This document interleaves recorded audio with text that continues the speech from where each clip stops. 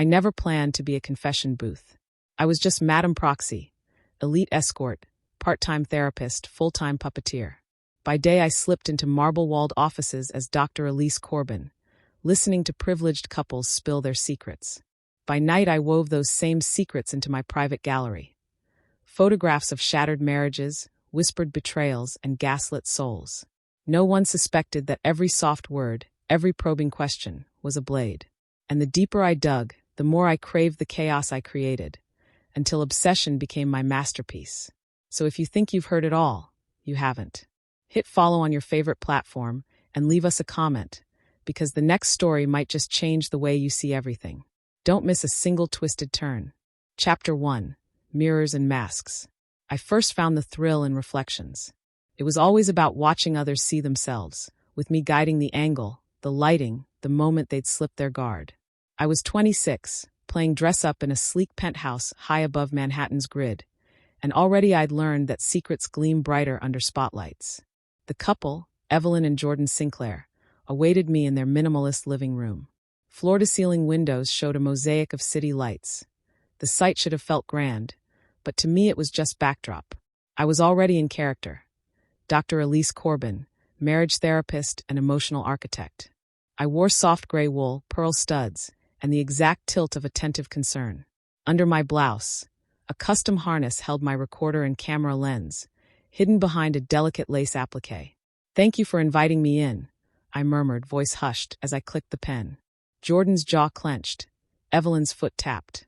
The air between them hummed with words unsaid. "Perfect. Our goal," I began, "is to rebuild trust, brick by fragile brick. But before we lay foundation, I need to understand where the walls are crumbling." Jordan exhaled like a sighing furnace. "She doesn't trust me anymore," he said, eyes trained on his coffee table where his hands fidgeted. Evelyn's laugh was brittle. "I don't see why. I've barely spent time with him these last months." She glanced at me, searching for a lifeline. I tilted my head, soft sympathy in my eyes. "Tell me about the last time you felt close." My pen hovered. It was an invitation and a trap. They leaned inward simultaneously. Hungry for connection, naive to the truth. I was threading a needle through their private tapestry. Each confession would become part of my canvas, each tear a stroke in my secret project. As Evelyn described a birthday forgotten and Jordan confessed a late-night call from a woman at the office, I felt that familiar jolt. They were giving me everything, and I would take it all, fold their truths into art, leave them shattered in the frame. Tonight, Dr. Elise Corbin would play healer. But tomorrow, Madame Proxy would own their souls. Chapter 2: The Art of Entrapment. I remembered why I loved the game. The ease of stepping into someone else's life and reshaping it with a whispered suggestion. After the Sinclair session, I slipped into a sleek black Mercedes and reviewed the footage.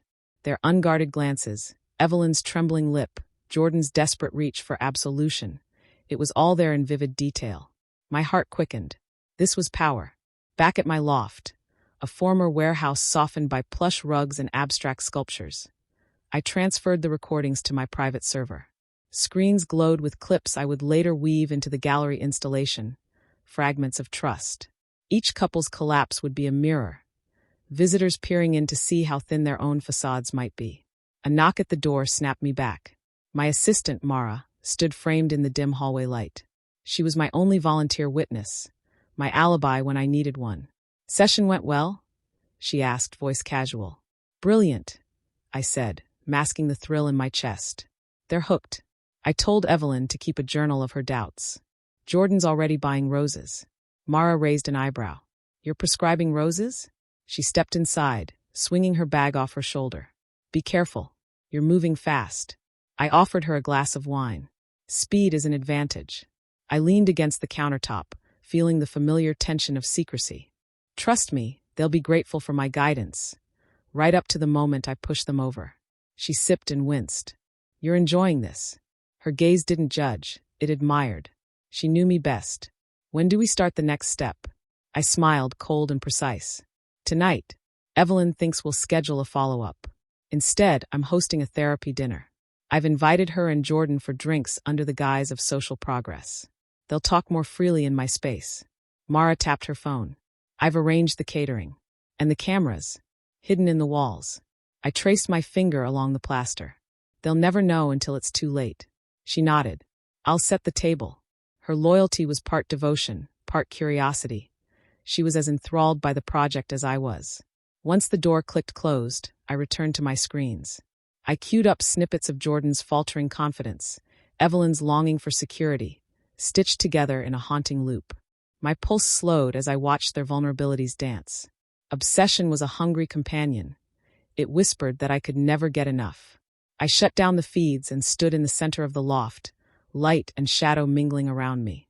Soon, this space would be their stage. And I, the director of their downfall, would capture every anguished moment.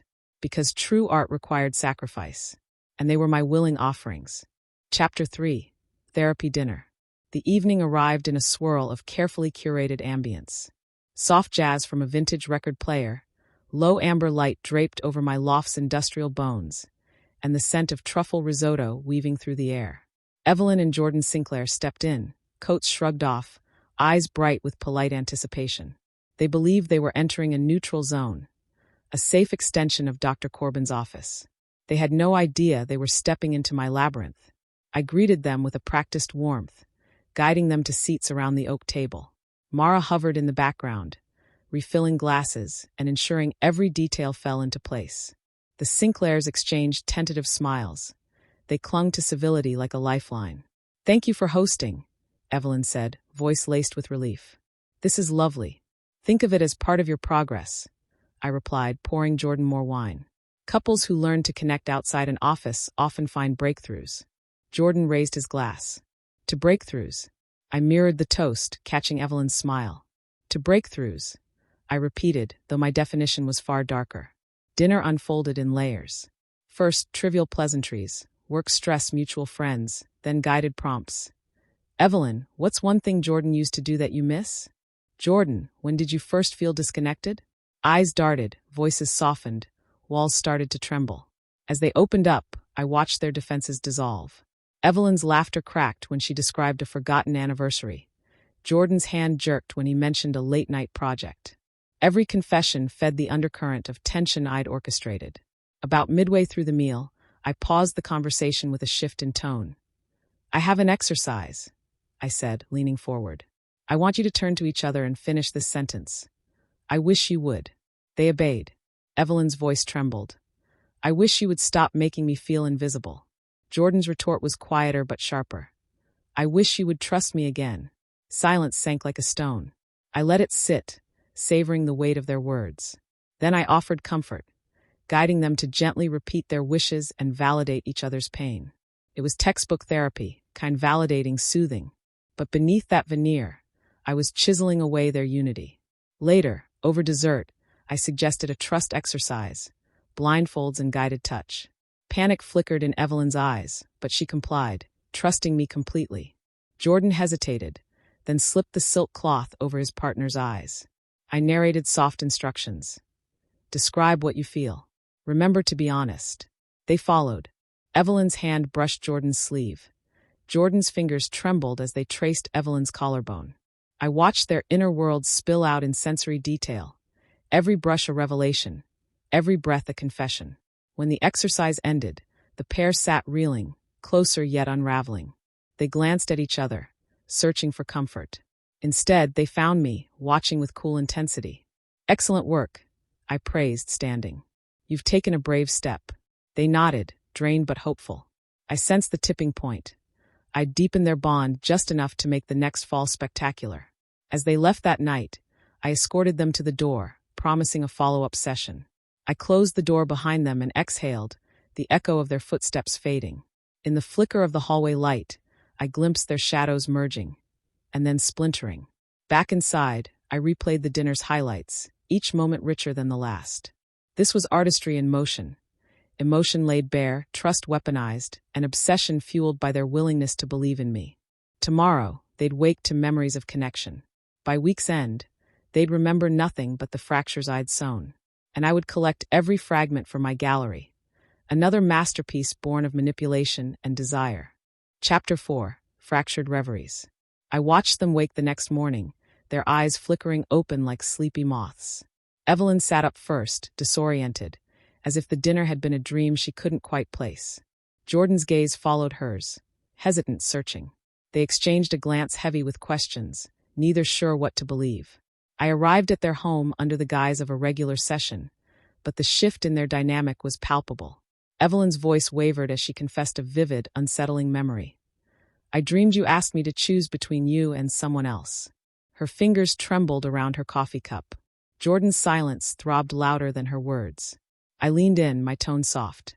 "Dreams can reveal truths you're afraid to admit." I encouraged her to describe every detail, the way her breath caught, the weight of Jordan's gaze.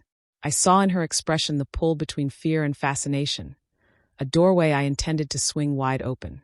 When it was Jordan's turn, he admitted guilt laced with confusion. "I've been distant," he said, voice low. "There's a woman at work, but I don't know why I told you that or why I feel relieved." His confession hung in the air like a flint, sparking something raw between them. I guided them through a reflective exercise, mapping their emotional landscapes. On a whiteboard, I drew 2 overlapping circles, trust and doubt.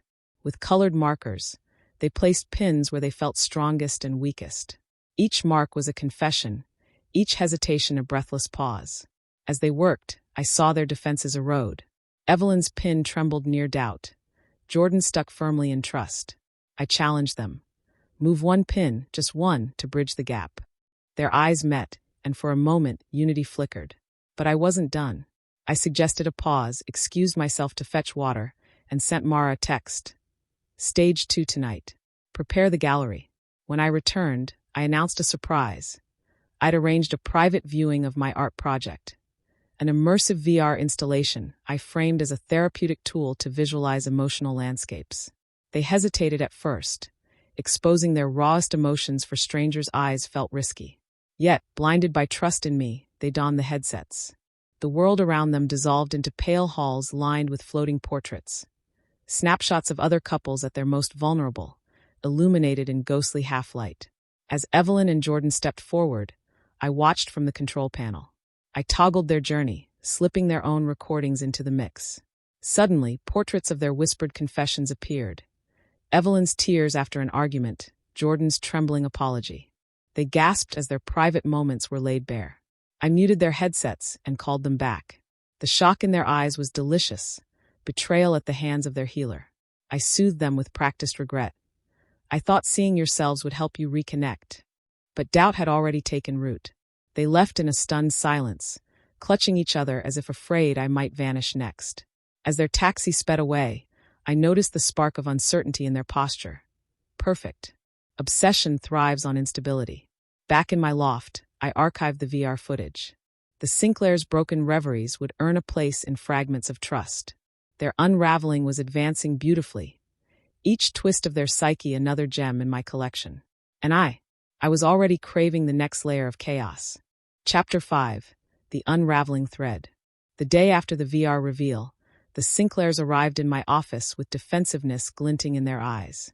Evelyn's cheeks were flushed. Jordan's jaw was set. Fear of exposure had transformed into anger. And anger is a powerful crack in the dam. "Why did you do that?" Evelyn's voice trembled with betrayal. "You said it would help us." I settled into my chair with calm authority. Because sometimes truth needs shock therapy. I tapped my pen against my notebook.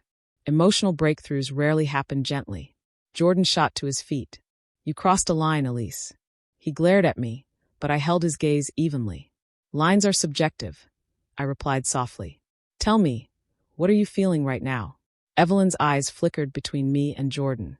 Her hurt was raw, but beneath it lay curiosity, an undeniable pull back into my web. "I feel vulnerable, angry, but I also feel something else." She paused, voice low. "I feel alive." Jordan's shoulders sagged.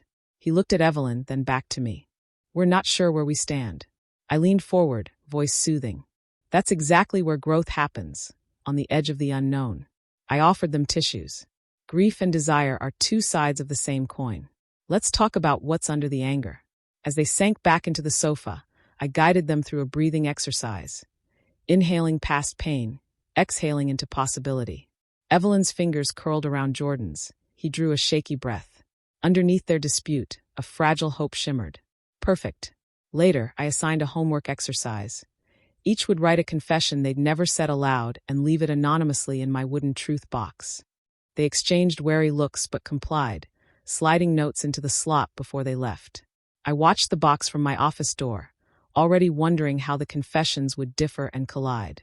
That night, I retrieved their notes. Evelyn's words were jagged with jealousy, Jordan's saturated with yearning.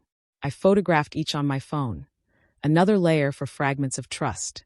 The emotional tension in their writing was intoxicating, raw edges of obsession, desperation, and hidden desire. I slipped the notes into envelopes labeled E and J, planning to confront them next session with each other's secret truths.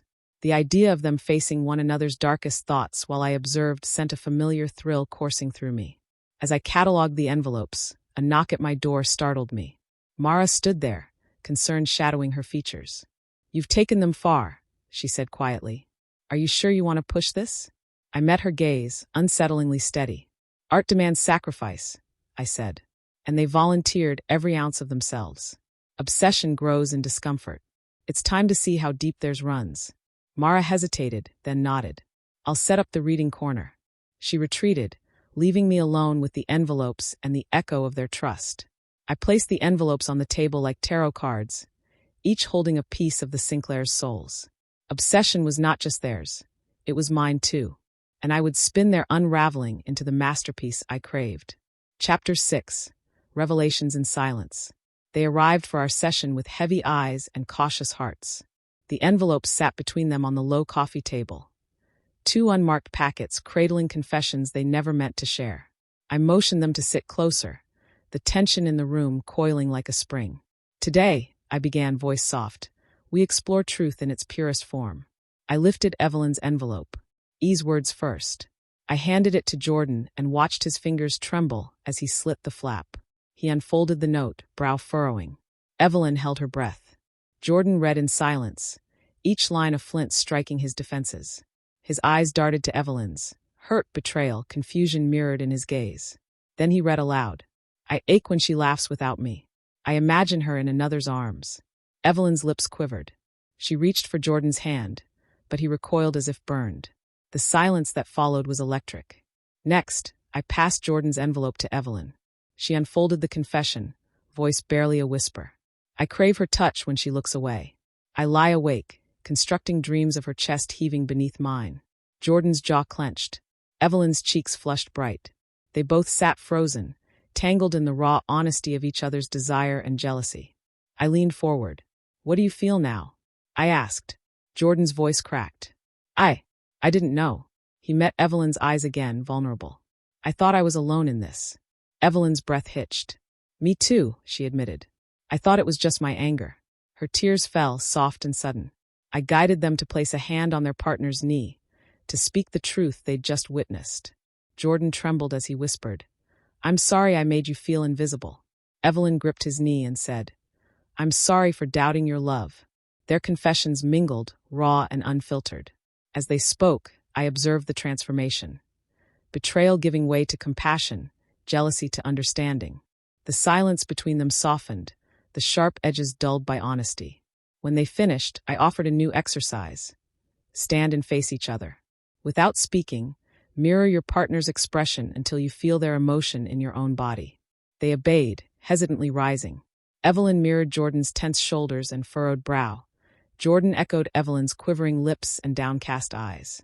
Step by careful step, they matched each nuance. In that wordless exchange, they reconnected in a way no words could achieve. I stepped back, letting them hold that gaze. The cameras hidden in the corners captured every silent revelation. Another chapter for fragments of trust. But for the Sinclairs, this was more than art. It was a rediscovery of each other through the mirror of their own secrets. When the exercise ended, they collapsed into the sofa, their foreheads touching. No words left to say, but everything understood. I closed my notebook. "You've done powerful work today." My voice carried genuine warmth. "We'll pause here and let these revelations settle." I stood, gesturing toward the door. "Take a moment together before you leave." They left hand in hand, humility softening their steps. Watching them go, I felt a flicker of something I hadn't anticipated. Respect for the delicate alchemy of confession and forgiveness. Yet beneath that, my own obsession pulsed stronger than ever. Back in my loft, I relived their silent exchange, each mirrored expression a stolen treasure. Their vulnerability was the lifeblood of my art, and I was its relentless collector. Another perfect moment preserved. Another fracture in their souls meticulously documented. And I was already plotting the next revelation. Chapter 7. Echoes in the Dark.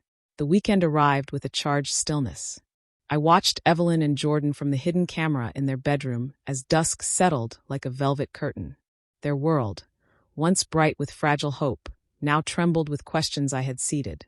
I craved to see how they would navigate the maze I had built. Monday morning, they sat across from me in my office, expressions guarded. Evelyn spoke first, voice low. "We talked," she admitted. "Last night, everything felt different." Jordan's eyes were shadowed with sleeplessness. "We realized we're not sure who we are anymore," he added. "Or who we're supposed to be." I nodded, tapping my pen thoughtfully. "Identity can shift under stress," I said. "It's natural to feel unmoored when we confront parts of ourselves we've hidden, sometimes even from the ones we love." I slid a small leather-bound journal across the table. "I want you each to keep a secret diary for 7 days. No topics off limits. Write without judgment, without self-editing. At the end, you'll share selected entries with each other. Only the ones you choose. This exercise will help you reclaim your voices." They exchanged glances, hesitation, relief, curiosity mingling. Evelyn closed her fingers around the journal. "Okay," she whispered. Jordan nodded stiffly. "We'll do it." That night, I monitored their entries through the encrypted app on my phone. Evelyn's pages spilled with longing for intimacy she feared she could no longer trust. Jordan's were laced with anxiety about failing as a partner. Their words were raw and urgent, each sentence an unfiltered echo of their inner turmoil. On day 4, Evelyn's entry startled me. She confessed to fantasizing about a stranger's arms around her, craving the unknown more than reconciliation. Jordan's response, written hours later, revealed his envy of single friends' freedom and his fear that love itself had become a prison.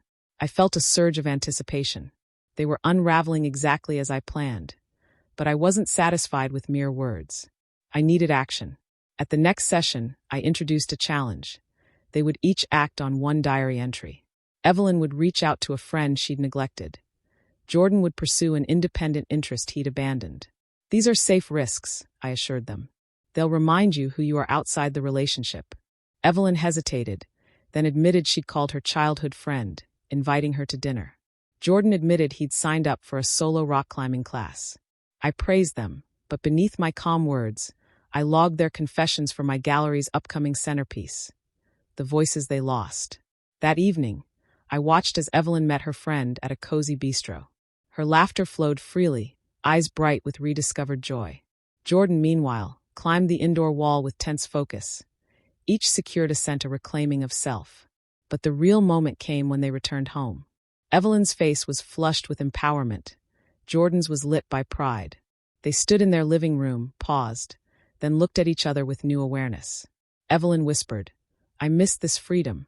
Jordan replied, "And I miss seeing you happy." Their hands found each other's in the dim light. For the first time, they touched not out of obligation but choice. I watched their silhouettes merge, a fleeting harmony amidst the chaos I'd orchestrated. I closed their diaries and stored the entries in my private vault. This chapter of their unraveling had given me something richer than confession, evidence of transformation. Obsession had led them here, but authenticity would decide where they went next.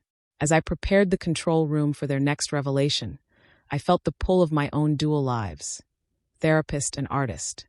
Evelyn and Jordan had found echoes of themselves in the dark. Now it was time to bring their shadows into the light. Chapter 8. Echoes of Obsession. The gallery opening loomed only days away, and with it, the Sinclairs' final performance. I had curated fragments of trust into a labyrinthine space, mirrored corridors, interactive installations, and private booths looping their most intimate moments. Tonight, I rehearsed the final sequence, the unveiling, a culmination of their unraveling. In my loft, I paced under the glow of exposed bulbs. Mara adjusted the surround sound, weaving a soundtrack of whispered confessions and heartbeats. The VR station stood silent, waiting. My pulse thrummed in time with the melody of their fears. I dialed Evelyn first. "I have an invitation," I said, voice velvet. A private preview before the public opening. She hesitated, recalling how blindsided she'd felt in the VR session. Yet something in my tone, equal parts regret and promise, pulled her in. She agreed. Jordan answered next, wary but entranced by the prospect of closure. Just one more chance to make sense of everything, he told me. When they arrived together, their faces were masks of anticipation and dread. I led them through the gallery's threshold, their heads darting at each mirrored reflection. "This is your journey," I whispered, guiding them into the winding hall. Each tableau replayed their moments of trust and betrayal. The blindfold exercise, the note revelations, the dinner's gaslit tension. They moved in tandem, unsettled laughter and uneasy glances rippling between them. At the center of the labyrinth awaited the unveiling. A circular room with velvet ropes, a lone pedestal under a spotlight. On it lay a sealed envelope marked simply, "Together." I gestured them forward. "Open it," I encouraged, voice hushed. Their hands met as they lifted the flap. Inside, they found a Polaroid of a final confession, one written by Evelyn that neither had read. It described a fantasy where she abandoned Jordan at his lowest, seizing her freedom in his moment of need. Beside it lay Jordan's response fantasy, a silent escape into another's arms, leaving Evelyn behind in perpetual doubt. They stared at the photos, shock rippling through them. The air seemed to thicken as their imagined betrayals crystallized into reality, displayed for their eyes alone. "Why?" Evelyn's whisper cracked like glass. I stepped forward. "To show you the power of honesty and the cost of obsession." My gaze held theirs. "You two created this gallery. Your minds built each portrait." Jordan's shoulders slumped. You manipulated us." "I guided you," I corrected gently. "But you built it with your own truths." I let that settle, then added, "Art demands authenticity, even at its darkest." Evelyn dropped the photo, tears glinting in the spotlight. Jordan's jaw tightened. They turned to face me, no longer pupils, but equals confronting their creator. "You used us," Jordan said, voice low and steady. I nodded. "And you used me. I needed your truth, and you needed release." I paused. "Now it's time to decide. Is this the end of your story, or a beginning?" They exchanged a glance heavy with choice. Evelyn reached for Jordan's hand. He didn't pull away this time. In that moment, the gallery's reflections no longer trapped them. They held a mirror to their decision. As they walked out side by side, I felt a bittersweet release. Their obsession had mirrored mine, a dance of power and vulnerability. Fragments of trust would open tomorrow, but their story, our story, remained unwritten. And I, Madame Proxy, would be there to watch how the world responded to the art we created together. Chapter 9. Shadows of Reflection. The morning after the private preview, the gallery lobby buzzed with anticipation. I arrived before dawn, alone amidst empty pedestals and silent mirrors. The day's light spilled across polished floors, hinting at the revelations to come. Every reflective surface reminded me that art and obsession were two sides of the same mirror. In the control room, Mara hovered over the consoles. "They're here," she whispered, eyes bright. Through the surveillance monitors, I watched as early visitors filed in. Critics, collectors, curious strangers drawn by whispers of scandal and brilliance. I slipped into the crowd, adopting the guise of a fellow spectator. From this distance, I observed their reactions. Viewers recoiling at confessions of betrayal, leaning in as hidden desires flickered across the walls. Each gasp, each knowing smile, fed the essence of fragments of trust. My creation had a life beyond its subjects. Yet I kept searching for Evelyn and Jordan among the masses. They arrived together, arms linked, faces resolute. Their presence anchored the exhibition, transforming it from voyeuristic spectacle into living drama. They moved through the corridors with purpose, occasionally pausing at their own portraits. I watched Evelyn's fingers trace the edge of a photograph. Jordan's eyes softened as he studied a looping clip of their tear-stained embrace. At the final chamber, the unveiling, they paused once more. Beneath the spotlight, the pedestal stood empty now, its envelope long removed. Evelyn glanced at Jordan, then toward the door where I observed. Her gaze carried no accusation, only understanding. Jordan met my eye and offered a slight nod, a silent acknowledgement that we were bound by truth, pain, and the fragile beauty that emerges from both. As the crowd poured into the room behind them, I stepped out of the shadows. Mara joined me, her expression a blend of triumph and awe. "We did it," she murmured. I allowed myself a soft smile. This is only the beginning. Obsession might have driven me, but it was consequence that would define me now. The world's reflection lay before me, mirrored, fractured, and compelling. I watched Evelyn and Jordan step forward to stand among the viewers, ready to confront their own story in public. Their hands remained clasped, a testament to survival through chaos. For the first time, they weren't my subjects, they were partners in revelation. And as the doors opened wider, letting more light into the labyrinth, I realized that every mirror I'd placed in that gallery had shown more than just shadows. They'd shown us what it means to truly see and be seen. Night and obsession would always linger, but so would the possibility of redemption reflected in clear, honest eyes. Chapter 10. Redemption in the Frame. The gallery lights dimmed as evening fell, and with them, my singular world narrowed to one final moment. The crowd had thinned, leaving only a few lingering admirers and the distant hum of city life beyond the gallery walls. I walked the mirrored corridors alone, footsteps soft against the polished floor, each reflection a ghost of the chaos I had orchestrated. In the heart of the labyrinth, the unveiling awaited its last audience. The pedestal stood empty, the spotlight cold. I reached out, letting my fingers brush its surface. This space had once held secrets. Now it held potential. Mara appeared at my side, her silhouette framed by the entrance. "They're here," she whispered. Evelyn and Jordan stepped into the room, their hands still entwined. They neither looked for explanations nor apologies, only a shared resolve. I closed the distance between us. "You've seen your truths laid bare," I began, voice steady. "You've watched your pain, your desire, your darkest fantasies displayed for the world."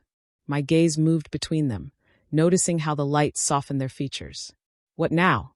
Evelyn met my eyes first. "We live," she said firmly. "We live because we faced ourselves." Her hand tightened on Jordan's. He nodded, his expression unwavering. "We choose each other, flaws, obsessions, and all." A quiet pride warmed my chest. "You've given me the greatest art," I said softly. "But you've taught me something more important. That authenticity demands compassion." I stepped back and gestured to the empty pedestal. "This is your final frame. Place something here to mark the end of this chapter."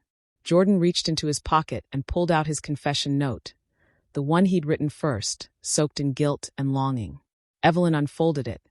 Then they rose together to lay it gently on the pedestal. Evelyn added her note beside it, and for a moment, silence held them all. I lowered the velvet rope myself, inviting them and any who remained to step forward. As they did, I felt the quiet shift in the room. No longer a gallery of voyeurism, it had become a space of shared vulnerability. Viewers knelt to read the notes, offering murmurs of empathy instead of shock. Later, when the doors finally closed, I guided Evelyn and Jordan to the rooftop terrace. The city lights stretched out like constellations beneath us. We stood in a trio of silhouettes against the night sky.